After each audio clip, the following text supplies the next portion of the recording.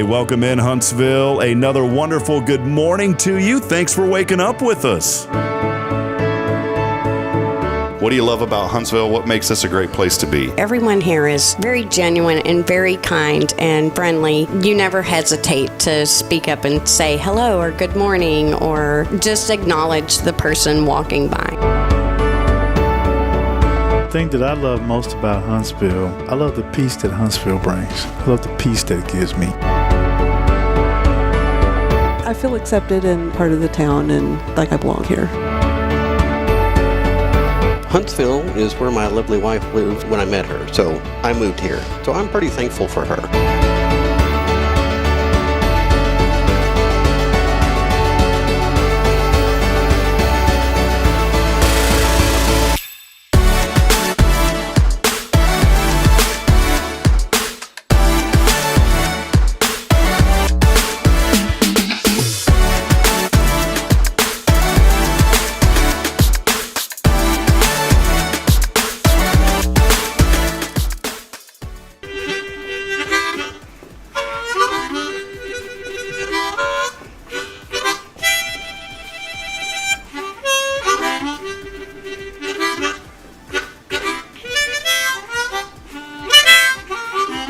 All right.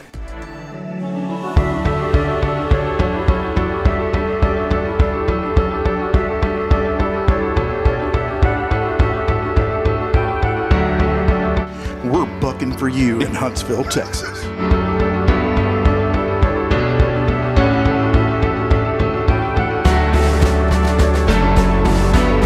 Hello, I'm Billy Cobbin, the Sam Houston Memorial Funeral Home. Hey, it's Kay Boning with Tomorrow's Promise Montessori Schools. Good morning, Huntsville. Good morning. Hey, I'm Karen. I'm Toy. And I'm Denise. And from all of us at Walker County Federal Credit Union, good morning, Huntsville.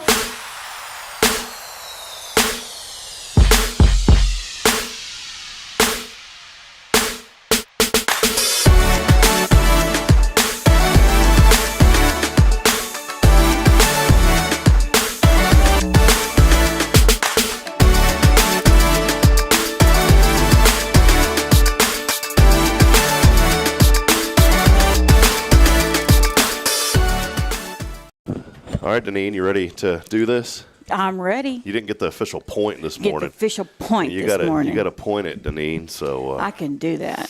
got to point it. Hey, welcome in. What? Thank you. I've adjusted the colors on these cameras this week, and I'm so glad that I did because it brings out the vibrancy. And I always love your hair. And I'm going to tell you, the purple is popping this morning. It is. We call it the purple pop is what it is on the show. The purple pop? The purple Okay. pop. Double P with us this morning. Hey, we want to welcome everyone in this morning. Thanks for hanging out with us on another episode of Good Morning Huntsville. It's always our joy and privilege to be with you every morning as we get rolling here on episode number 356. Oh, wow. And really, technically, I think it's like 360 because there was a few that got double numbered. Yeah. But it's just so amazing to think about the support from Huntsville and from all of you for allowing us to be able to speak to you every morning now for over a year and a half. And, we're looking forward to year two before too long. That's going to be coming up around the corner. I know. And it's been a fun journey. We're going to keep this thing rolling.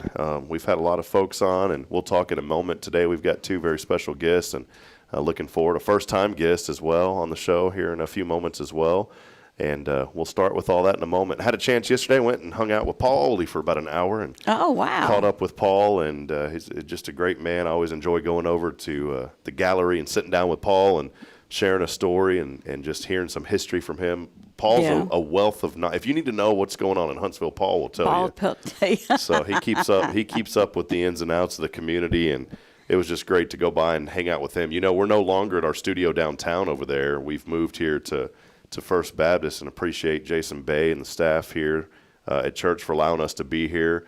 And it's just a little bit more accessible, and as we grow, we're working on building this LPFM radio station, still waiting on the FCC for that final sign-off on that, and then we just got the FAA clearance to build the tower, so there's a lot of moving components, but we're trying to get everything under one roof and working on getting things rolling. So where we sit now may be kind of a temporary thing. We're working on doing some other studio ideas, possibly moving into another room here at the church. But with all that said, Deneen, it's good to have you on. Welcome in. Thank you.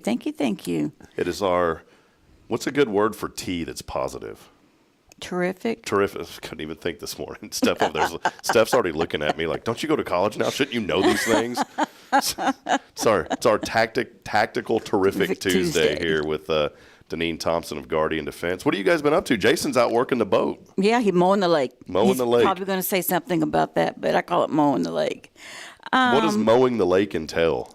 He drives this weird-looking boat thing, and as he goes along, he's got this big drum that, and as he goes, and that drum picks up all the vegetation in the lake and puts it on a thing, and then they put it off somewhere. I have never seen it, so Jason's probably going, "Oh my God!"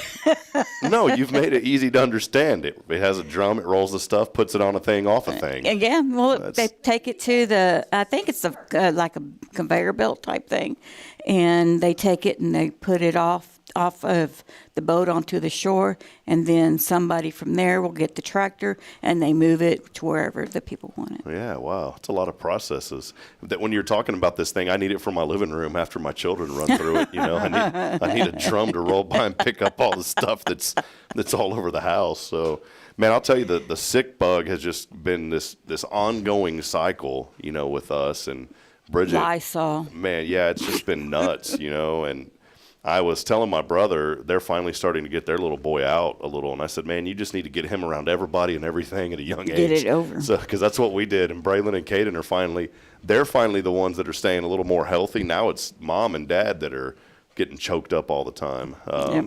But, it is what it is. We're just going to stay positive and keep on trucking. Oh, yes. And I want to do a shout out to Mr. Herzick. My wedding ring kind of fell apart, and I called him. Wait a minute. Wait. No, he did. Now, when you said I want to do a shout out and you said it fell apart, I'm kind of worried. No, my wedding. I said my wedding ring. Okay. He didn't. He had nothing to do with that, by the way. No. We just got to make sure. I was working, and then I was on my computer, and then my diamond fell out, and I was like, oh my God. And then a part of it fell off, and I called Jason almost in tears. Because that's the ring that Jason designed. Oh, yeah, that's right. So I took it up there to him and to Mr. Herzick and Elliot, and he's fixing it for me. Did you tell him you heard about him on Hello Huntsville? Yeah, I did. I'm just kidding. I did. I said, this is Deneen. I said, I'm with Guardian Defense. I'm on the Tuesday shows, and, we want to keep all of our business local, and you do a lot with the community. And he's just a really, really nice guy. Yeah, well, that's great. Very caring. Well, we appreciate Elliot Herzlich for all of your jewelry needs online at elliotsjewelers.com. I'm glad you mentioned him because we are continuing our Diamonds of Hope. And Diamonds of Hope, we continue. Hold this up, Deneen. These are just beautiful diamond pendant. I'm going to put it on your camera there. This is a beautiful diamond pendant. This camera or that camera? That one right there. That one right there. Beautiful diamond pendant with matching earrings, and we have about 14 of these remaining now. And for a suggested donation of $100, you can have these. We had someone that they are beautiful. Someone was so generous and donated $300 for one already, and and I told him, I said, well, you donated $300, you can get 3 of these. He goes, no, that's fine, I'll just one. Just one? Well, he called me back the next day and he goes, okay, I'll take 3. So what happened was he went home and his wife saw him and I guess she wanted a few more. But this is so generous of Elliot to do this. Yes, it is. And these are actually valued, there's a price tag in here, $319. And what we're doing with the remaining 14 of these is every dime that's earned that is donated for these is going to the Care Center Huntsville. And again, we're calling that Diamonds of Hope. So we would love for you this morning if maybe you're in the doghouse. And that flows in perfect with Steph being here from Magnolia Kennel. Maybe you're in the kennel this morning. Jason. He's probably going to get upset with me now and say something, but that's okay. I don't care. Well, you may be in the kennel this morning. If you need to get out of it, this is a perfect way to do it. So we appreciate Elliot Herzlich and our yes, friends, we do. Jackie Barham at Care Center Huntsville. They've got their Celebration of Life banquet that they do every year coming up here, and in just a month or so. I know you guys are planning on coming with us. Dr. Yep. Jones, Dr. Alvin Jones, and Alicia will be there, and a few other folks, and at our table. So we're looking forward to that. It's going to be a great night. Yeah, it's kind of like we had fun at bingo. Yeah, that was fun. Hung out at Casa Bingo. Y'all are going to everything. Y'all were at Casa Bingo. Saw y'all at Lasso. Steph was at Lasso. Yep. So a lot of great opportunities to get plugged in to the community. Chief Mathis, Chief was at Lasso. I said hi to him. So all of us in this room were at Lasso. That's pretty awesome. Well, hey, we do have a lot going on. I just gave away who the guest was today. Chief Greg Mathis from Huntsville Fire Department joining us here in just a few moments. Also, Steph Valley of Magnolia Kennel. Do us a favor as we get rolling this morning. Send us a like, a comment, and a share so we can continue to promote the good happening here in Huntsville, whether you're on Twitter, LinkedIn. We're broadcasting this morning on YouTube and all over Facebook. And now we're on another channel on YouTube as well. So 2 channels on YouTube. I think we're going on 3 different avenues on Facebook and also Instagram.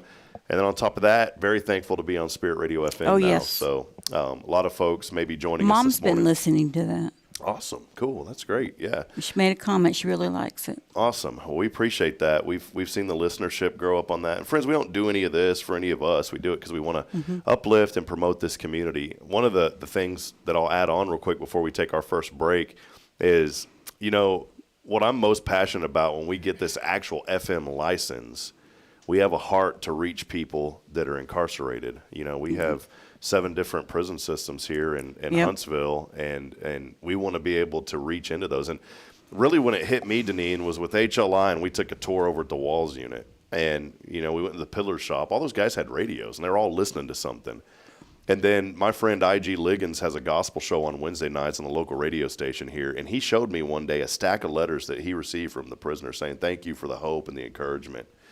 And I'm going to tell you, there's folks we've all made mistakes. The deal is just some of us haven't gotten caught. That's the deal. In my 20s, I made some huge mistakes, driving when I shouldn't have been, and it's things that I regret. And by the grace of God, I did not hurt anyone else or hurt myself. But there's folks that have been through a lot, and you never know what people have been through and what they're going through. And especially folks that may be behind prison walls, and they need a message of hope and encouragement, just like we do. Yes. And so that's what we're looking forward to the most. I think we're going to have a great opportunity to really change lives, is what it is, and we're hoping and praying. Well, I'm for glad that. to be part of that on Tuesdays. Well, you get to be here with us and hang out. So it's good. So. Oh yeah. Well, hey, friends, I feel like giving away a little bit of money today. Inflation has hit us, so the prize money has gone down a little bit. We are sufferers from inflation. We don't get political on this show, but I think the Fed lowered the interest rate or something. I think I heard that the other day, but our interest rate has gone up, so the prize money's gone down. Jennifer, I didn't forget about you yesterday. Jennifer won yesterday. We've got some money coming her way, but all you got to do is text in the keyword. What is that? Cookies. Cookies. And you're probably wondering, what does cookies have to do with money? Absolutely nothing. We just picked cookies because we finally got that Otis Spunkmeyer oven over to Walker County Federal Credit Union. Oh. This Friday, you don't even have to be a customer over there. See, it's the cookies will lure you in, though. Oh, yes. But this Friday, the cookies are baking over at Walker County Federal Credit Union. Wow. We were joking around with those folks, 4 or 5 months ago, and I said, one day I'm going to get a cookie oven, and well, guess out of nowhere, I'm on the show one morning. I get a random text message from Mayor Humphrey, and all it is it says Otis Spunkmeyer, and then all it is a link to a Facebook Marketplace listing in Richards. And so I drove down there, met a lady that had just moved here, and she had it, and she goes, yeah, I used to bake, and I've only used this thing a handful of times. And so I said, well, we've been looking for this. And so the joke turned into reality, and the cookie oven will now be at the credit union. Well, that's cool. So a Friday, go on by there to Walker County Federal. That's why we made the keyword cookies. But all you got to do, text in cookies along with your name on the 0 Degree Creations phone and text line for your chance to win a little bit of cash today. It's 936-339-0139. Again, that number, 936-339-0139. As always, these terrific Tuesdays brought to you by friends at Guardian Defense. They are your personal safety experts here in Huntsville. Hey, with classes, a gun range, everything that you need to take care of you and your family, you can find it at Guardian Defense. Visit their website online at guardiandefensellc.com. We'll take a break. We'll be back in a moment with our guests. Stay with us as we continue promoting the good here in our community. This is Good Morning Huntsville. This is Guardian Defense in Huntsville, Texas, a trusted family-owned and operated gun store and range in the heart of East Texas. Guardian Defense is your one-stop destination for Texas LTC, NRA basic pistol and rifle courses, pistol refresher training, as well as a wide selection of quality firearms and ammunition. At Guardian Defense, empowerment is within reach through their Texas DPS-approved license to carry classes. Certified instructors will guide you through every facet of firearm safety, conflict resolution, and the pertinent legal aspects. Book now to become proficient and responsible in handling a firearm with complete confidence. For the eager learners, the fundamentals of pistol and rifle usage await discovery in their comprehensive 8-hour NRA basic courses. You're invited to connect with Guardian Defense on Facebook and Instagram, or give them a call at 936-293-0364. You can also visit them online at guardiandefensellc.com. Guardian Defense, your reliable partner in mastering firearm safety and acquiring quality firearms in the heart of Texas.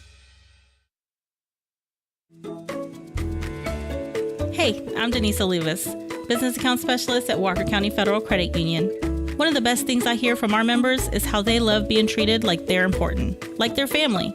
Sure, our members love things like low rates on loans too, but combine that with the friendliest and most helpful service in town, and you've got Walker County Federal, taking care of our members. It's what we do. We are Walker County Federal Credit Union, member NCUA. Illuminate your child's future at Tomorrow's Promise Montessori Schools in Huntsville. Established in 1997 by Kay Boning, our award-winning center merges Christian values with 25 years of Montessori excellence, promoting wonder and discovery in every child. As the only Montessori school within 45 miles, we provide a fun and friendly environment, individualized Montessori methods, and love and care as if each child were our own. Safety is a priority, and with a recent $50,000 investment, our facilities inspire growth, creativity, and learning. Plus, as a nonprofit, we open Montessori doors to families of all economic backgrounds. Partner with the community pillar where every child's promise shines bright. Discover Tomorrow's Promise Montessori Schools today. Visit tpms.life. That's tpms.life. Hi, I'm Billy Cawthon, manager of Sam Houston Memorial Funeral Home. We know times of loss are tough, and you need a place to feel comfortable and cared for. At Sam Houston Memorial Funeral Home, we pride ourselves on being with you during those really tough days. You can rest assured that we will be on your side and by your side every step of the way. Thank you for your trust. Sam Houston Memorial Funeral Home, supporting families every day, every step. Welcome to Magnolia Kennel of Huntsville, where we've been caring for your furry family members for over 4 decades. Nestled at 877 IH 45 South, our kennel is a perfect retreat for your pet. With a climate-controlled facility, spacious exercise yards, we ensure a comfortable and enjoyable stay. At Magnolia Kennel, we offer a range of options including overnight boarding, extended stay boarding, and doggy day out. But that's not all. We also provide additional pampering services like baths and nail care to keep your pets looking and feeling their best. Making a reservation is a breeze at magnoliakennel.com. We take great pride in our dedication to the community, supporting our local fire departments by providing oxygen pet masks. Stay connected and enjoy adorable pet updates by following us on Facebook. Magnolia Kennel of Huntsville is where dogs get to be dogs. Visit us at magnoliakennel.com to book your pet's next stay. We can't wait to meet your 4-legged family members.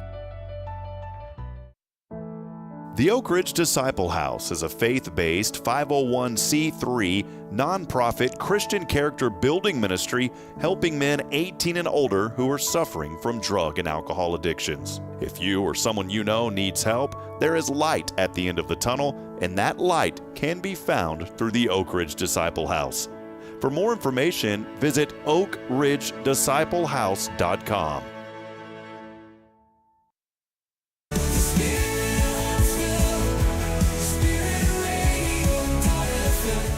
This is KHSP LP, Huntsville, Texas, the spirit of Huntsville. Braylon, say this is Spirit Radio. This is Reddit Radio. Support for SpiritRadio.fm comes from loyal listeners just like you. Want to help spread the good news across Huntsville and beyond? Underwriting opportunities are available for loyal listeners, businesses, and nonprofits. Visit SpiritRadio.fm and tap Donate today. All right, friend, welcome back at it here before the 8 a.m. hours. We continue on this edition of Good Morning Huntsville. We appreciate you. Many of you, of course, already awake here, and some of you may be on your way to work. Many of you may already be at work. We got rain back in the forecast today, 40% today and tonight. It's 75 degrees, calm wind right now. Rain will remain in the forecast tomorrow, and then that cool front comes in. How about this? Highs in the low 80s through the weekend.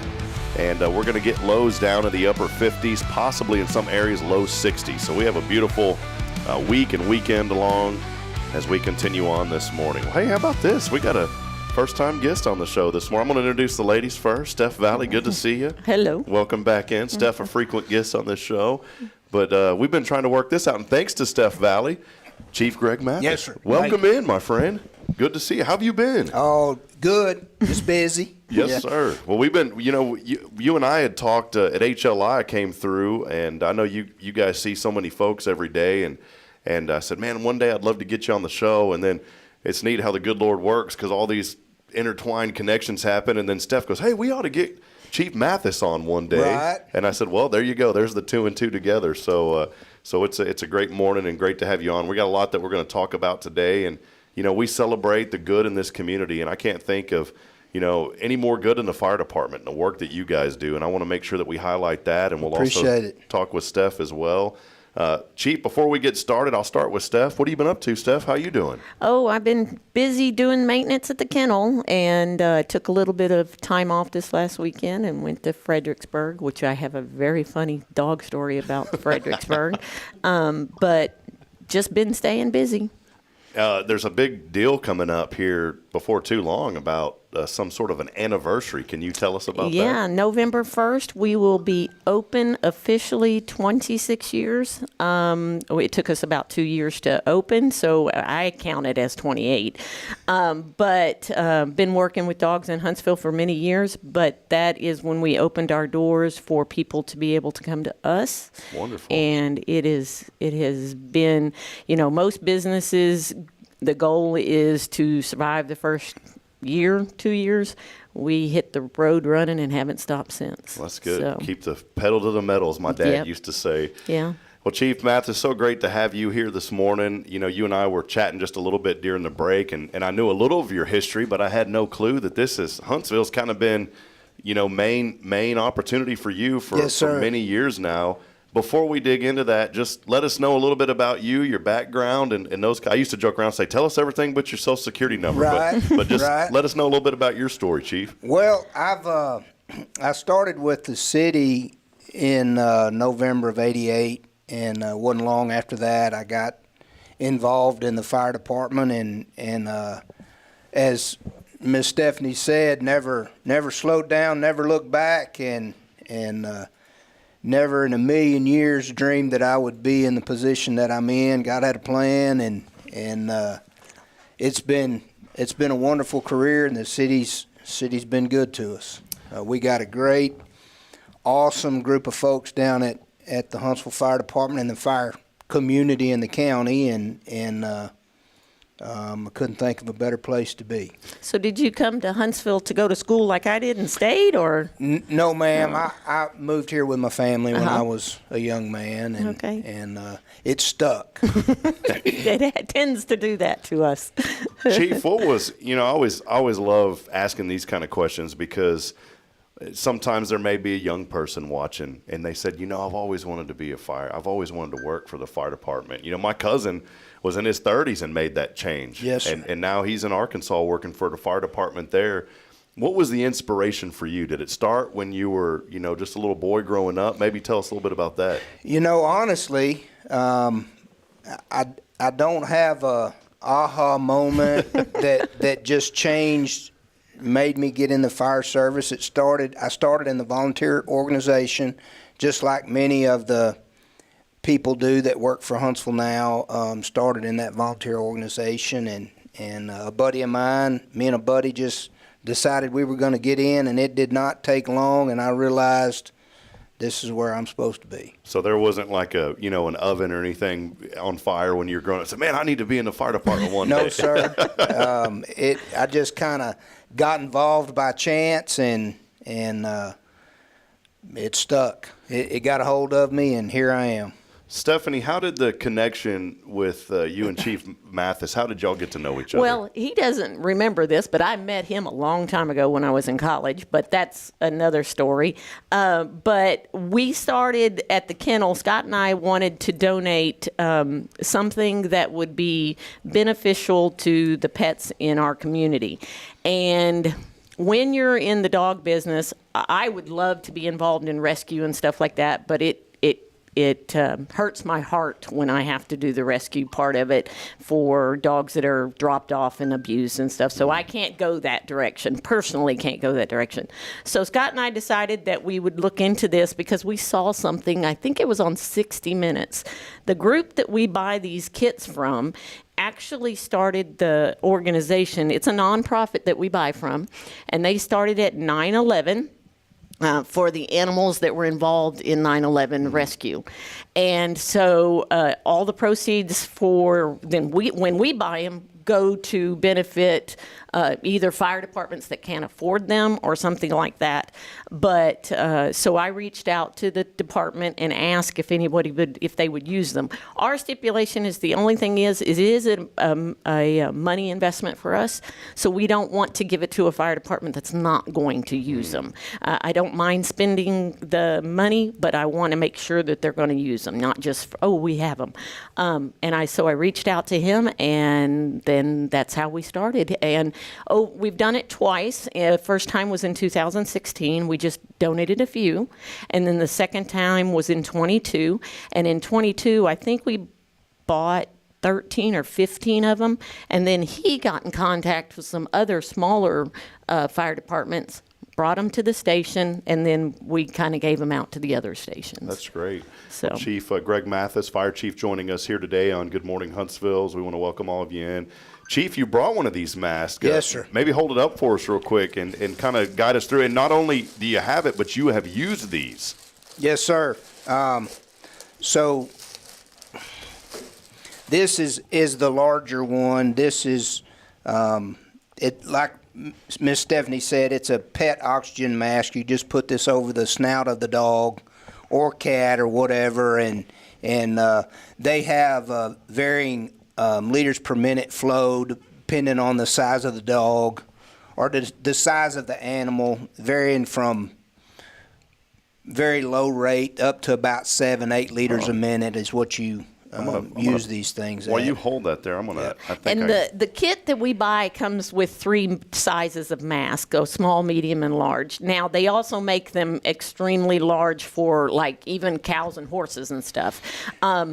They're very similar to the ones that the veterinarians use for surgeries and that kind of stuff. Wow. But it comes with a CD that gives the clients a opportunity to learn the proper way to use them. But even if you didn't watch the CD, very simple. Yeah, yeah. Now, Chief, you were telling me during the break before you came on that you've actually used these. Yes, sir. Y'all have used these. You think so much about people. Obviously, people are the number one concern when you go into a fire, but pets are family too. Can you maybe kind of tell us about that experience, one where you've had to use it before and what that was like? So just to elaborate on your comment there, that's one of the things that I always like to tell children in schools or when they come by the station or whatever, is that firemen do save pets. Our life safety is our number one concern, but we do save pets if we can. And these have been used several times. I don't have the statistics, but I know that the other guys have used them too, and I have personally used once that I can remember. There may be another time, but once in the last couple of years that I can remember. And when you're able to recover someone's pet, and just in a house fire situation, and they're losing everything they have, and you can return their pet to them. It is important. And I would think that when, of course, I've never been in that situation, as in the sense of a fire at a house. But if you're in the process of losing everything, and then they can save at least something like that, yes. That's just amazing. Well, Chief, one thing that I learned, growing up, you see the firemen and they rescue the cats and all this kind of stuff. And I think someone had asked, which is important, and someone had asked in our HLI class during that tour, do you guys do that? And you said, oh, yes. And you said not only that, but there's so much more than just responding to a physical fire. Can you maybe elaborate on everything that, I know not everything because we'd be here for a while, but yes. But elaborate on some of the things that you guys do outside the scope of fire, and maybe share a story of something that was maybe off the wall that you guys had to do before. We do a lot of things that everybody would associate with the fire service and fire and emergency response. All of those things we do and more. Some of the different things that we've done involves animals and cats and horses and cows and an alligator and snakes. Oh, now the alligator. What's the alligator story? Yeah, we need to hear this one. We got an alligator off of a porch one time. We responded to a guy that got bit by an alligator. Oh, man. So, in fact, twice, I believe. I know the gentleman's name. It doesn't matter. But and getting snakes out of some of the craziest places. I got a call one time, an elderly lady ran over her dog with her walker. Oh, goodness. And he was trapped in between the wheel of her walker and the frame. And she was, like I said, an elderly lady, and she was very upset. And so just being able to get that dog, and he was a little bitty ankle biter, and he was having a fit, and she was upset. But just being able to get that dog and return that dog to her, and she was very thankful. And those are the good stories. The fires, when we had all those fires recently, well, when was that? Last 2 years ago. How was the animals affected? I mean, did you see wildlife running and the cow? Do y'all just go in and cut the fences to get the cows out?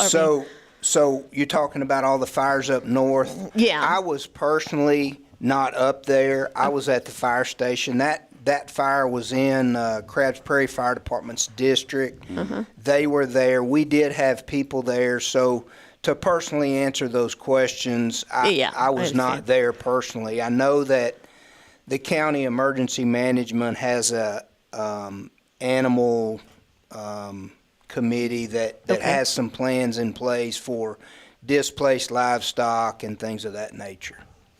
Well, again, Chief Greg Mathis joining us this morning from Huntsville Fire Department. Chief, so many years and so many stories, and I think one day when you retire, I think you've got an opportunity to write a tremendous book that I would be so interested in reading. Many times, Lord, if we could just write a book. I got a horse out of a swimming pool one time. Man, just some of the crazy things that you would never imagine. What have you seen change over the years in the industry? There's been some advancements, I would assume, in technology and fire engines and those kind of things. Man. Can you guide us through some of the changes that you've seen? Well, it's crazy. Just like everything in your daily life, it changes in the fire service as well. Fires still burn hot. Fires still burn nasty. The chemicals and everything that we live with in our homes is very dangerous and toxic, and the technology that's associated with our fire trucks that we get these days, and the gear that we wear, and one of the big changes for me is when I started, things seemed to be a whole lot simpler. The fire service is so regulated, and now everything is so electronically based. While it does improve our abilities and all those things, it's just a different world because everything we do is so regulated now.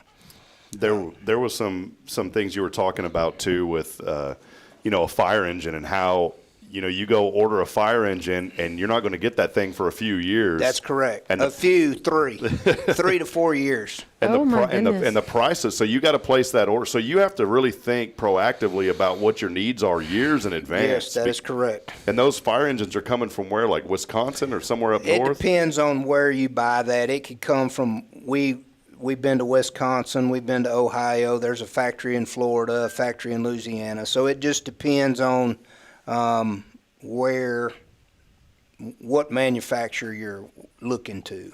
Someone had brought up a really good question about parking garages, and I thought that was so interesting because now with all of these electric vehicles, you're starting to hear stories of batteries and things catching on fire. That is correct. So y'all have special equipment. I never thought about, you can't get a fire engine into those parking garages, but you have special equipment that can get in there, correct?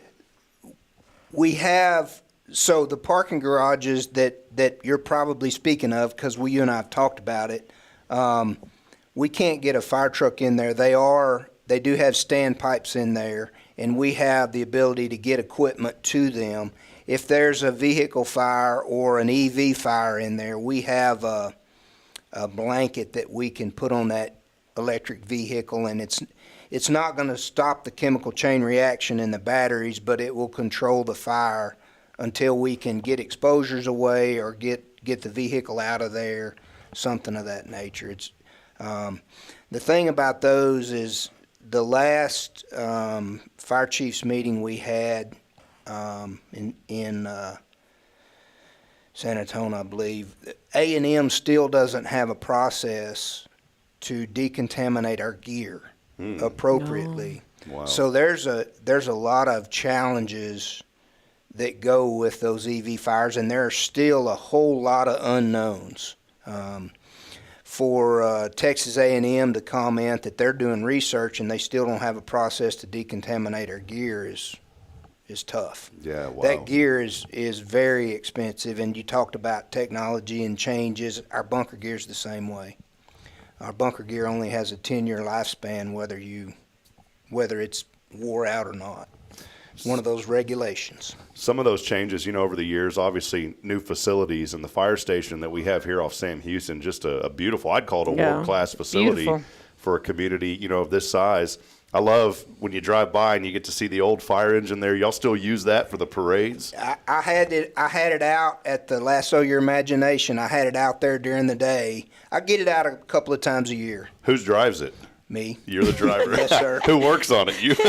No, we have a city shop, but it's pretty important to me. And where did that come from? We bought it brand new in 1928. Oh, Huntsville did. Okay. I still have the contract signed in pen by Kate Bar Ross, was the city comptroller. Wow. And the funny thing is, when I get that truck out, Tom Grisham, who was the retired fire chief, this is what I get. Boy, you better be careful. Yes, sir, chief.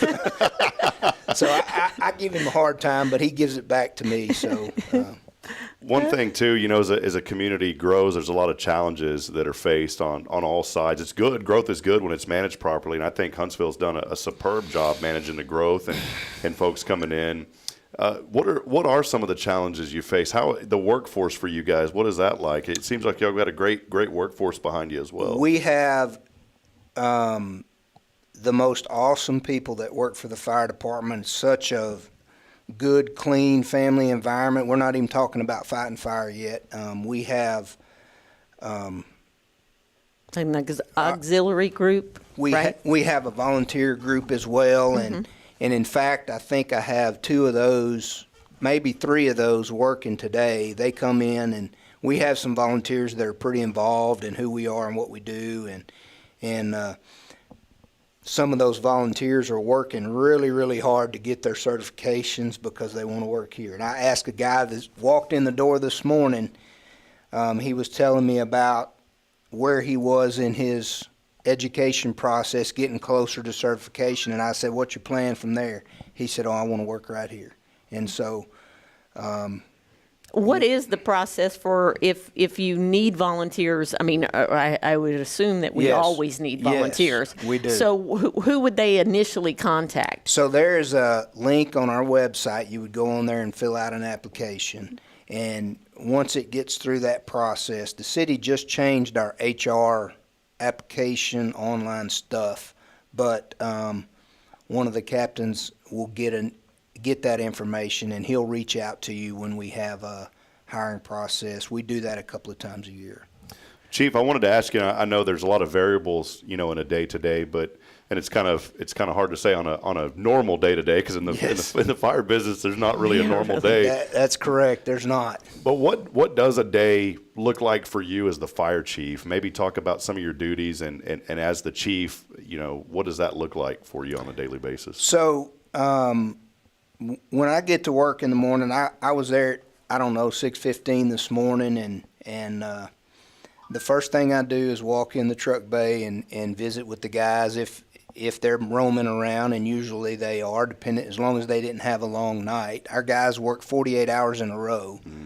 So I try not to be too tough on them in the morning if they've had 9 calls last night. They may not be bright-eyed and bushy-tailed at 6 in the morning when I am. So, but I walk in the truck bay and visit with the guys and see how their day's going, and if they need anything from me. And of course, sooner or later, I got to go do my business and just start with a lot of paperwork, a lot of emails, a lot of personal contacts, a lot of meetings, and as we discussed a while ago, planning for what's down the road. When you talk about a ladder truck that we need, that's going to be 4 years before we can get it, and visiting with meetings on that kind of stuff, and we have a code enforcement. We do fire inspections and things of that nature, and that keeps us busy. Personnel is a big part of what we do, and recruiting personnel and keeping personnel and getting them trained. We have the ability now. Captain Bueller is our training captain, and he's really worked hard at getting the right things in place with the Texas Commission on Fire Protection, and so that we can do a lot of in-house training now that we don't have to send people out to do, and that is a big money savings for the city. There's still some things that we can't do in-house, but our guys train every day on something. Chief, I know we got just a few more minutes here. I did want to ask, how many fire stations do we have, and what does the growth of the department look like, here in the next 5 years or so as we look ahead to the future? So we currently have 4 fire stations. 2 of those are staffed. One of those is a fire station out here at the new service center that's really just a truck bay. That's Station 3, and that's pretty much its history. It's always been just a truck bay. Employees can go over there and get a fire truck. We have a tanker and an engine over there. I visited with the city manager about my wish list is a new fire station across the freeway over there, and some of that development to house firemen over there. Do we have a footprint? No, but just planning, because we do need to staff a station out there on the north end of town. We have applied for the SAFER grant through FEMA for 9, and those 9 people, if we get them, will get 2 fire stations staffed to the NFPA minimums. How long does that process really take? I mean, in your experience, it can take 3 to 4 years to get from what you asked for to when it comes to flourishing? So we applied for that SAFER grant a number of months ago. I don't have the exact filing date. Yeah, but I understand. Those should be awarded, according to our grants manager, by the end of September. And we are still on the list. We haven't received a declined notice. Oh, good. So we keep our hopes up. The city has given us some options for adding some personnel if we don't get that SAFER grant. But so long range is just to keep adding people as we can to get some fire stations staffed appropriately. Our ISO rating requires that we have 4 fire stations staffed to the NFPA minimum. We have 2. Oh, wow. So We've got a long way to go, but I've seen it come a long way since yeah. I got here. And as I mentioned, Chief Grisham a while ago, very wise man. I was number 3. It was me and Chief Grisham and Chief Hobbs when I started for a while. So yeah, we've come a long way. I'm thinking of Smokey and the Bandit, where they say we got a long way to go and a short time to get there. And I just want to throw in that next year will be our 100-year anniversary for the Huntsville Fire Department, and we'll be doing a function downtown for that, and we've got some flyers to get out, postings for that, but wonderful. I just wanted to throw that, get my plug in for that. Yeah, that's great. Now, I do have to ask this, and I hope you don't mind, Chief. I didn't give any type of precursor on this. Do you know where I'm going with this? Do you have any clue yet? Come on. All right. There is something very distinct about Chief Mathis that it's a sign of a good man. And I got to ask you, when did the mustache start? Okay, so mustaches and beards in the fire service are history and tradition from many, many years ago. As I told you, the fire service changes and fires changed over the years and technology changed over the years. Years ago, the things that were in our home and in our clothes and in our furniture were more natural products. And we didn't have air packs. Air packs were here when I got here. It was we didn't wear them like we do now, but years ago when those products were natural, before air packs, firemen would shove their beards and their mustaches in their nose to filter some of that smoke. Oh, okay. And so it's I don't know, it's stuck with the fire service, So somebody that when he's not in uniform, they're going to look at the mustache and know that he's a fireman. Well, I mentioned it. I thank you for letting me mention it because I knew exactly where you were going. You knew it was coming. Probably does. I was trying to find a picture because what you just said was something so true that I didn't realize, and I'm having a hard time finding it. But my cousin Cole, who I told you, who joined the fire department up there, he's done the same thing. So I think it's a good look. So. Yeah. Well, Chief, thank you so much for being here. And I wanted to say, just most importantly, thank you for your service to the community. You guys do such tremendous work, and I know y'all don't do it for the recognition, but we so appreciate everything that the fire department does. And I'm so glad that Steph connected us and got you on today, because it's not just putting out fires. You guys are literally, helping folks with everything and anything throughout the community. And so, just like I always say with our friends that work at TDCJ, when you see these guys in the community, such as Chief Mathis and his staff, give them a pat on the back and tell them you appreciate them, because I'm telling you, there's a lot that this community would be really in hot water with if we didn't have you all there to support us. Well, I tell you, I don't want to take any recognition or anything. It's not about me. It's about the men and women that work in the fire service, and I'm pretty partial to my folks, and I'm very thankful that we have the group of men and women that we have that do the job that we do, because it would not be possible without them. And when Old Main burnt, I was here, and they were all volunteers at that time, I believe. Yes, ma'am. And they did a fantastic job. That was probably the biggest fire we've ever experienced in Huntsville, besides grass fires and stuff, right? The Old Main. I was not here. Yeah, I know. Yeah, that was before my time. But I've seen the videos, and I've visited with Chief Grisham about it, and they did a fantastic job for a group of volunteers, and it is a very important department to support.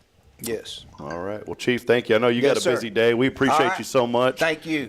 Just a great morning here with Chief Mathis. We'll step aside. We'll take a break. And one final time this morning, we'll have Deneen back with us here in just a few moments. Keyword is cookies. All you got to, man, that sounds good. Can we bring y'all a cookie oven, Chief? Come on. So, cookies is the keyword. And all you got to do is text in cookies along with your name on that 0 Degree Creations phone and text line at 936-339-0139. As always, our Tuesday is brought to you by Guardian Defense. For all things personal safety, visit their website, guardiandefensellc.com. We'll step aside. We'll take a break. Deneen rejoins us when we come back. Stay with us. More to come. It's your show. This is Good Morning Huntsville.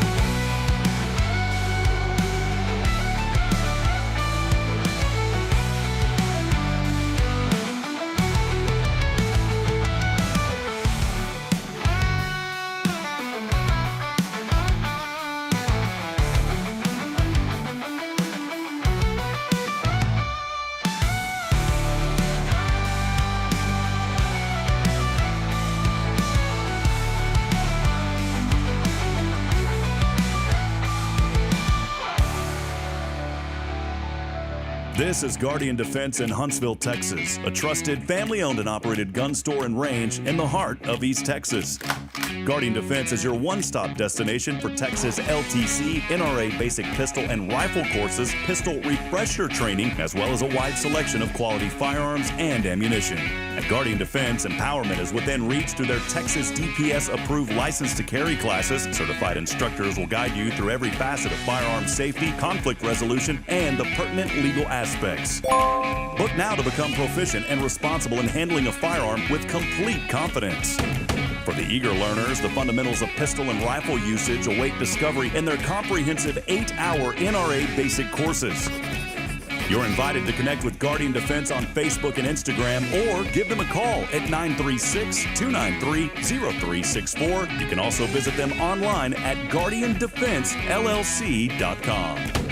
Guardian Defense, your reliable partner in mastering firearm safety and acquiring quality firearms in the heart of Texas. The Oak Ridge Disciple House is a faith-based 501c3 nonprofit Christian character building ministry helping men 18 and older who are suffering from drug and alcohol addictions. If you or someone you know needs help, there is light at the end of the tunnel, and that light can be found through the Oak Ridge Disciple House. For more information, visit oakridgedisciplehouse.com. Support for SpiritRadio.fm comes from loyal listeners just like you. Want to help spread the good news across Huntsville and beyond? Underwriting opportunities are available for loyal listeners, businesses, and nonprofits. Visit SpiritRadio.fm and tap Donate today. This is Deneen with Guardian Defense, and you're listening to Spirit Radio. All right, friends, back as we continue on 8:28, about to wrap this. Man, we may get out of here an hour and 10 minutes today, Deneen. All right. Yeah, we may do it. Can y'all hear me okay? I can hear you just fine. We got the music jamming in here this morning, so welcome back in. Boy, such a great interview there with Chief Mathis. Enjoyed having him on. Been wanting to have him on for a year and a half, and we got him. So so appreciate that, Steph, very much. We're back here. You got any other wish list? I'm gonna send. I'm gonna work you with him. I'm gonna send them to you, Steph. You've been so good to us. You know, like when we first started too. Justin had sent us a lot of folks, and you've just kind of carried on that torch. You've been so good to us, sending us people. And we appreciate that. I love it. We want to highlight the good, and I talked a couple of days ago, maybe yesterday on this show. I said we've only touched maybe 2% of everything that Huntsville has, and there are still folks that I run across and I like this. I don't want everybody in town to know about us. Obviously, that would be a good thing, but I want there to continue to be people. I didn't know y'all exist, because that gives us room to continue to grow. Well, even as long as we've been in business, I still have people tell me that they didn't know we were there. You know, and we advertise and down the highway, and so word of mouth is the best way. It is. Yes, it really is. We were taught in radio that word of mouth is generated from radio.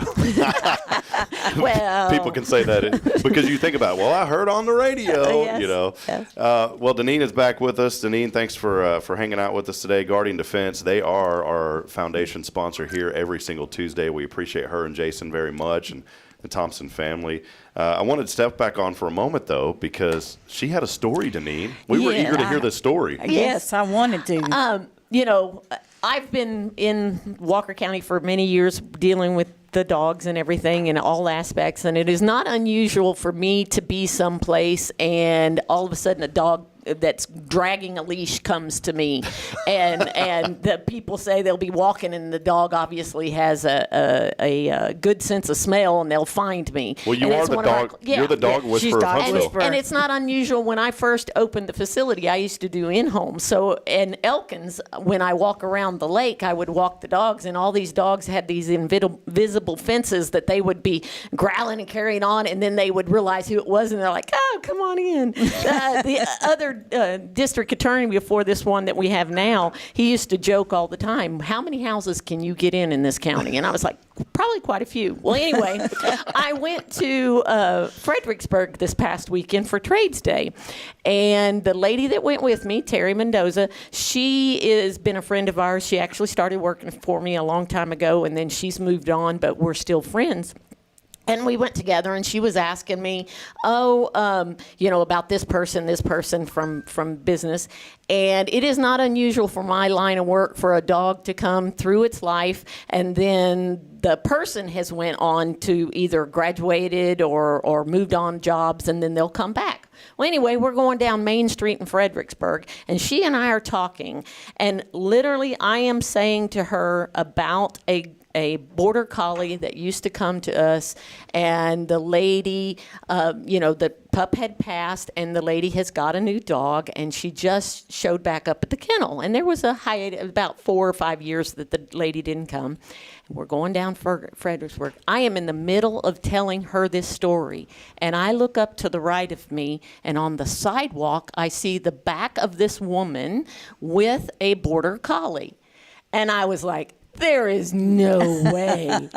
And I couldn't see exactly who she was because her back was to me. So we get to Trades Day, and I send DA a message, and I said, this is a weird question, and I know you haven't talked to me for a long time, and it was her. Wow. Now, I have seen dogs all over Huntsville that I know, but 4 hours away from me.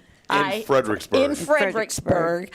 And I just thought that was like, and I was in the middle of the exact conversation of talking to her. And it was just like, it was so surreal that this happened. But, it was just a neat story. It just tugged on my heart regarding. Yeah. We call that, Deneen, the glitch in the matrix. When this kind of stuff happens. There was a glitch in the matrix. We were talking about a story the other day. Jason Bay had brought it up on a Thursday about a cat that, and I'm not a cat person. I love cats when they're someone else's cats. Let me put it that way. And we were telling this story. Jason was telling this story about some cat, that ended up like 1,200 miles away. 2 years later, they found the cat. Think about the journey, though. The stories, if that cat could talk about how it got from one place to 1,200 miles. I have a cat story. When they were building the Toyota dealership right up the street from us. Now, I don't know if this is in association with the cat story, but that's what we tag it with.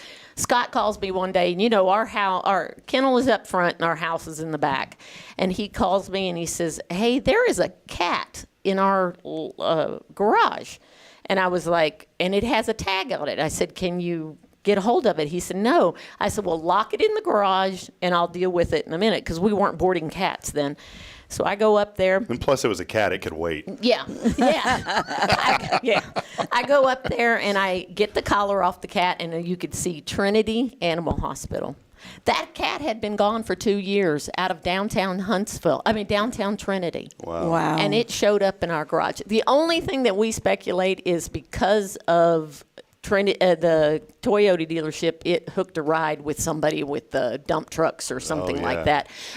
But they live in, and he came and got it. He was amazed that this cat was there. But it had been gone for 2 years out of downtown Trinity. Wow. So. Deneen, you got any cat stories? No, I'm not a cat person. You're not a cat woman? Nope. No, I have 5 dogs, okay? That's enough for me. But I can tell you, a couple of our dogs do not like other people. They just don't. Stephanie comes, and all my dogs are right on her. I'm like, really? Even though those don't like anybody. I'm like, okay. Well, it's because Stephanie is the dog whisperer of Huntsville. I think it's in my blood. They think I'm a dog. Like, you turn around and you see Stephanie, and she didn't know you were watching her, and she's over there going, and the dog is like, wow, you speak dog. I speak dog. Well, Steph, hang out with us for a little bit. You got time? Sure. We'll wrap up the show with you on with us, too. We always do on this day here. Mm-hmm. And so, Deneen, chime in on this as well. On this date in 1845, the very first baseball team was organized. Seems like it would be longer than that. Are you guys baseball fans? A little bit. Watch any Astros? We watch them occasionally. A little bit? Yeah. Well, if you know about the White Sox, they've never really been that organized, and so baseball teams were supposed to be organized. Someone needs to tell the White Sox about that. The first question one of the players asked was a good one. So who are we supposed to play against? Yeah, really. Steph, I know you listen to this show, and some of these are really corny, right? Yes, you ever just tune out when this part happens? Yeah. It's so corny. They had 145 wins and 0 loss season until next year when the second team was created. Did pretty good there. Let's see. I guess they won the World Series. Yeah. Deneen, I like this. Okay. In 1852, a new invention, what is this called? Dirigible? Have you ever heard of this? Dirigible? No. Dirigible. Dirigible was invented for the first time. I don't know what that is. I have no idea. This is the joy of life. I should do my research. I hope it's something okay.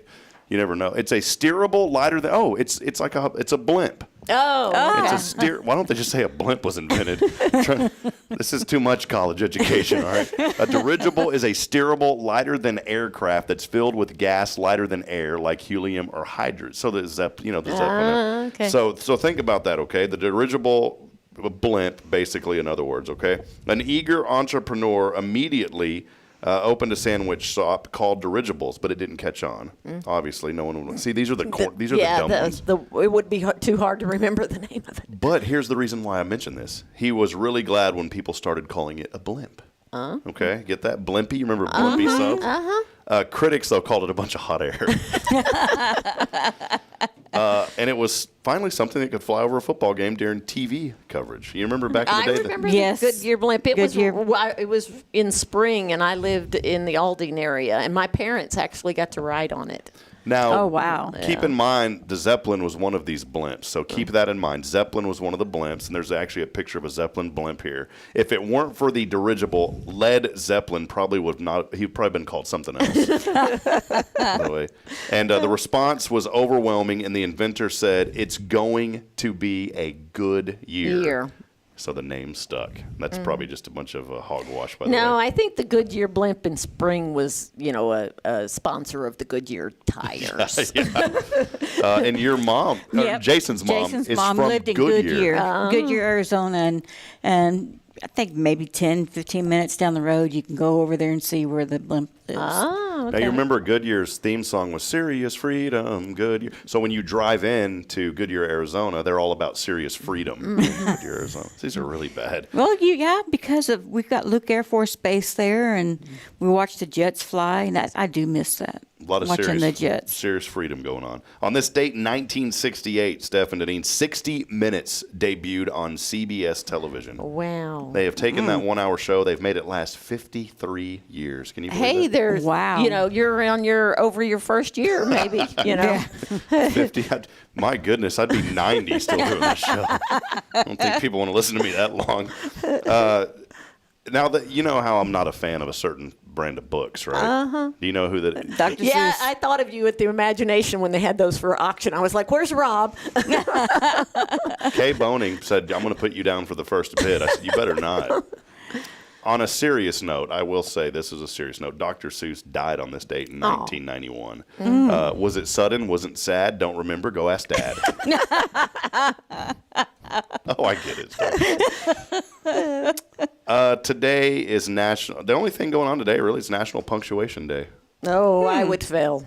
It's National Punctuation Day. I just put a comma in between there. Did you get that?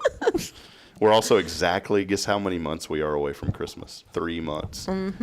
I put up Halloween decorations yesterday, and my daughter last year loved what she calls him Pumpkin Man. It's like this pumpkin Grim Reaper, and I thought, man, this thing is scary. They had it. Here's a little tidbit here's some inspiration this morning for you. We always have inspiration, right? So the inspiration is if you feel something tug at you, you should act upon it if it feels genuine. Now, I'm not telling you if there's something tugging like, man, that guy just cut me off, I need to go chase him down with a crowbar. Don't do that. But whenever you feel something at your heart tugging, answer that call. Go do it. Now, in a joking way, I was at Home Depot last year before Halloween, and I see this inflatable pumpkin. And I was like, that's an inflatable pumpkin Grim Reaper guy. I was like, man, that'd look kind of cool in the front yard. I go over, guess what? There's no boxes. It's all sold out. So you bought the one? So I said, hey, can I buy that one? And they said, absolutely. And when you do that, they usually give you 25 to 30% off. So I got the pumpkin Grim Reaper for 35% off from Home Depot. Normally $100, got it for $75. So what did Braylon think about it? Last year, she loved it. She kept saying, and every night before she'd go to sleep, she goes, I want to say goodnight to Pumpkin Man. So I'd take her outside. Well, when I aired him up yesterday, she started screaming and got behind my lead. Oh, Daddy, I'm scared. Yeah, she's in that. Bless her heart. Yeah, she's in that phase where she'll be afraid of things for a little while. Yeah, so finally she came back and, I don't like Pumpkin Man. Well, something happened when we were in San Antonio a few weeks ago, and we went to the Rainforest Cafe. Have you ever been there? Not that one, but yes. And like every 15 minutes, the animals start making noise, and they have gorillas and chimpanzees and lions, and they're on animatronics, so they move around. Well, there's an elephant that was really loud, and there was a gorilla that was really loud. Braylon screaming when those things went off. And she told me, I do not like elephants. I don't like gorillas at all. And so to this day, I said, you want to go see the elephants? No, I don't like elephants. I will say last night, though, that right before we went to see, she goes, I want to go say hi to Pumpkin Man. And then she was okay with him again. So she went to see him. That's really all that's going on today, though. It's National Punctuation Day. Nothing really big there. I'm trying to look through here. 14 punctuation marks in the English grammar. Did you know this? No. 14 punctuation marks. Can you name half of them? No. Nope. In addition, 28% of mistakes on business correspondence relates to punctuation. Not anymore with AI. AI and Grammarly. So, yeah. I wish they would have had that when I was in college. Oh, my goodness. I'm in college classes now, and I write papers. But I use AI to help develop the framework. Obviously, I don't have it write the paper because that would be plagiarism. But I tell AI, here's the grade, and they give you the grading rubric, right? So I say, here's the grading rubric, and I'll give it some ideas because I want to be creative and think critically. I don't want it to be my critical thinker. And I'll say, here's the ideas that I have. Put that against the grading rubric and tell me what score I would theoretically get. It'll come back and say, well, you may get a 89 out of 100, and here's why. And so it helps me to write my papers better. I use it ethically to write better papers. Well, I'm dyslexic, and, of course, you're born that way. And when I was in college, I always had to start my papers. I was not being one of those students that, was trying for the curve or anything. I just needed to start day one of the semester where I could proof them all semester long and get them where they needed to be. And I remember one of my papers I was working on, and my son came behind me. He was 3, I guess, and deleted it. And it was due, and it was my fault because I didn't save that end of it. Oh, my goodness, that was a nightmare. But, yes, punctuation, grammar, not my buddy. I remember growing up, I had a Macintrash 120. That's what I call Apple products, by the way. I had a Macintrash? Had a Macintrash 128K black and white screen, and I was in the middle of and I was a kid, but I was in the middle of saving. And those computers did not have a hard drive. They ran all on disk. And I put that disk in, and I was doing it, and I went to save it, and it wouldn't write to the disk correctly. And it was something I'd been working on for a while. Yeah. I used to write I was kind of a weird kid. I was trying to, be a little entrepreneur when I was young. My mom said, "You're not weird." Now that I look back on it, I'm like, that'd be kind of cool if my kids did that. But I wrote a neighborhood newspaper, and I sold it for $12 a year was a subscription. And I had our own little editing department. I remember I had a kid named Chris Crookham that'd come over, and he and I would write, and we thought we were the bee's knees now, back then. you could have started what's that called? The neighborhood next door. You would have been started there's lots of dog products that if I would have put my name on it. So it's funny you mentioned something like this. So when I was like a sophomore in high school, I was learning programming, and I said, it'd be really cool if there's a website where people could just share their pictures with each other and comment on it. And so I created a framework for a website. And back then, programming, there weren't these templates. You had to do it all from the ground up. And I was trying to find a domain, and I wanted mylife.com. Well, that was already taken. And so I started thinking, so I came up with mylifecentral.com, and that was going to be the website. I kid you not. And I didn't know anything about this. 2 or 3 months later, guess what came out? MySpace. It's like, man, I missed the wagon. See, now that's the motivation today is act on your ideas. It will benefit you to act on your ideas, as small as they may be. And everything that you do, don't feel, even if it didn't work out, don't feel like a failure, because you learn from everything you do. Every little thing you've learned from. Mistakes are what teach us. One thing I've learned from Steph is get up early and work hard. I really have. I've learned that from Steph. One thing I've learned about Deneen and Jason is always be aware of your surroundings. One thing I've learned from Michelle, the intern here, she does a fantastic job, is be responsible and stay motivated, because she does that. Every single person. That's wonderful for her. Yes. I don't mean to be, but I that's love her to wonderful for death. her She's a good age. Yeah. Her age bracket, that's wonderful. A couple of things you need to know. Do y'all still have a few more minutes? Sure. The 8 biggest movie theater chains in the U.S. and Canada have announced $2.2 billion plan to modernize and upgrade 21,000 screens. Oh, wow. Cinemark has been doing this with their leather seating and all. You never would have thought going into a Cinemark that it would be nice. And I don't mean that rudely, but now you go in, even Cinemark has got on this bandwagon. I wish that. Huntsville I hope they would. do well. I hope they do well. We used to go to the movies almost every week before the pandemic. Now we hardly go. Yeah, we haven't been in a long time. Food delivery service Schwann's, they rebranded to Yellow, which I thought was really dumb, to be honest. That's just my opinion. They are now officially shutting down everything. Oh, man. 72 years in business, the company announced on Monday. Bridget and I were really heartbroken when they quit serving Huntsville, because we ordered off that Schwann's truck every 2 weeks. And you build up a relationship with your Schwann's guy or gal. We had a Schwann's guy. And we built up a relationship with him to where we'd let him have access to our garage, and he'd come in and put the food in the freezer and leave. The best thing they had, apple tartlets. I'm going to miss those. They were so good. You warm those up in a microwave for a minute, and then you put vanilla ice cream over it. Oh, man. Ooh, yeah. That sounds good. Now I'm hungry. We're going to breakfast afterwards, you and Scott and I. Yeah. There's a couple of music things here. The Eagles have begun their residency at the Sphere in Las Vegas. I want to go to that building. Have you seen that, the Sphere? Yes. They are there with Don Henley proclaiming a couple of songs in Welcome to Whatever This Is. So they're going to be hanging out there in Las Vegas. I won't. Maybe y'all can go. I won't be able to go. Not really interested, to be honest. A couple of other ones here that I just wanted to touch base on. Federal government giving away free COVID test again. So keep your eyes on covidtest.gov. The other day, Bridget wanted to get, because she hadn't been feeling good, and we just, nowadays, I won't get into a long discussion about this, but I will say this. Like COVID, it was a very serious thing. And I know I can literally count 10 people that I know that passed away from COVID. The flu, I've never met one single person that passed away from the flu. COVID was a very serious thing, but it's mutated enough now to where it's just almost like you kind of get sick. Like the flu. Yeah. Yeah. And I'm glad that they've relaxed some of these restrictions. Before you had to quarantine for 2 weeks or whatever. Now it's like 24 hours. Bridget, though, said, hey, I just want to double check, make sure I don't have COVID, because we've all been sick. You know what? I go and buy $18 for a 2-pack. Wow. Incredible.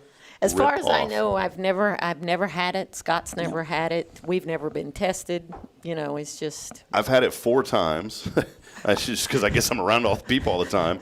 The first time I had it was rough because I lost my sense of smell and taste. I still never regained my full sense of smell back. To this day, I can't smell like I used to. So if I ever stink, y'all just tell me, like, Rob, you kind of stink. But the thing is that I was very frustrated, and I will be vocal about this. I didn't want to take the vaccine. I took them. I didn't want to. I was like, they rushed it.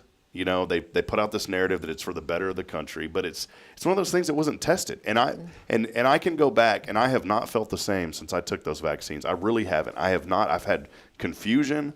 I've had a hard time retaining information, and it affected my broadcasting career in sports broadcasting. I used to remember names easily, and even at NDSU, I was forgetting players that I've been broadcasting for the whole year. That's age. New waiver. But I noticed it, though, right? I noticed it literally a couple of weeks after, and I never got it back. And here's the thing that I was really frustrated about, was that the NCAA forced me. Oh, yeah, I don't believe that. Forced me to take vaccinations, otherwise I could not broadcast the games. Yeah. I had to go in and be tested every single morning when I was at Sam. It's not Sam Houston's fault. It's the NCAA, and they made that a requirement. And so I had to go do something against my will, not aligning with this narrative for the greater good, because I don't believe that maybe that was the case.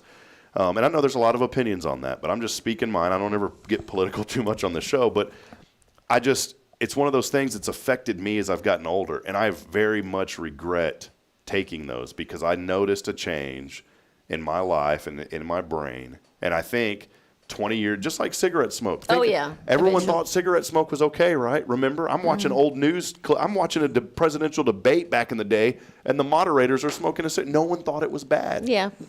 And we don't know until 20, 30, 40, 50 years later what those implications are going to be. And I pray that it's not going to be anything that's going to affect not only us now, but future generations. That's what I'm worried about. Yeah. So. Yeah, but I mean, even the entire blanket of the pandemic is going to affect us. Yes. Not necessarily just the vaccines, the people that got it, the people that didn't get it, the isolation that we were all in, that's all going to be affected. It's going to evolve into so many different problems. But another direction real quick. Do you ever eat McDonald's? Yes. Oh, thank you. I'm so glad you do. Do you really? Thank you. Every time I get on this show. I love their chicken nuggets. Okay, yes. Because I get on this show and I ask people, like, I don't eat that. Billy Cawthon's very vocal. He's like, I don't eat that garbage. I finally have some McDonald's friends. I get the app. I get free stuff all the time. I love it. Well, here's the deal. Have you ever wondered where the fillet of fish, what kind of fish is in it? I don't want to know. No, it doesn't sound bad. Pollock? Cod? Alaska pollock is the fish that's in there. So that is where it comes from. The Old Farmer's Almanac, not the new farmer, the young farmer, but the Old Farmer's Almanac, says that they have been predicting America's weather patterns with 80% accuracy since 1792. Their thoughts about this fall: the eastern third of the United States will see average or above average levels of rainfall, while the rest of the country will be expecting a dry spell. So that is according to the Old Farmer's All Almanac. I'm worried about is the cold. I do not do well in the cold. I'd rather it be 105 and standing out in it than, 60. Steph, this will align with you. Today's impossible question, and then I have a couple of did you knows, and then we'll wrap it up. I lied. I said we were only going to go 10 minutes over, and I lied to you again. Today's impossible question is, 21% of us do this regularly with our pet. What is it? Sleep with them. Well, more than that. I would say more than 21 sleep with them. I do. Okay. I have a 120-pound dog that lays up, besides my husband. The bed has an indentation from the dog, the heavy dog. You should try sleeping with 5 dogs. Oh, yeah, I can imagine that. So that is the impossible question. Think about that. An audience out there, respond with us. 21% of us do this regularly with our pet. Or say goodbye to them, love you, something like that when you leave. Okay, good. Kiss them. Good guesses, Yeah. good guesses. We'll come back to that in just a second. Since 2019, 16% more of us take part in bird watching. Yeah. Kind of bird watching. Are you a bird watcher, Deneen? Not really. Not intentionally. Yeah. Well, we had a red bird, or cardinal, watcher? whatever you want to. No, I don't do that. Although growing up, my boys always wanted to, they had their little BB guns and stuff, and they were shooting one day, and I said, if you shoot it, you got to eat it. Mm-hmm. Yep. That's what my mother's rule too. And they shot a crow, so I made them pluck it. Oh, no. And I took it inside. I made chicken, but I made them think it was crow. Oh, that's funny. That's great. I never shot another one after that. Oh, that's funny. Diet Coke is composed of 99% water. Did not know that. I figured it would have been, well, who knows. Florida has more indoor tanning salons than McDonald's, by the way. It's kind of crazy. If you have millennials living in the house, you have, on average, 5 dirty dishes in the sink. So for those parents out there that have millennials living at home. Yeah, the comedian that's coming to the Old Town Theater in November, I can't remember her name, which I have 2 tickets I'd like to give you where you can give away. Oh, awesome. But that's what she talks about, is she thought she was going to have an empty nest, and then the pandemic hit, and all these kids came home, and that was the dishes problem. 7 out of 10 dogs will get a Christmas gift. Yeah, I can see that. I'm not a dog Christmas gifter. Stocking. My mom is. A stocking. We have stockings for ours. I don't. That's what my mom Yours does. would cost you too much for 5 dogs. 27% of women wish their man would do the household chore of vacuuming.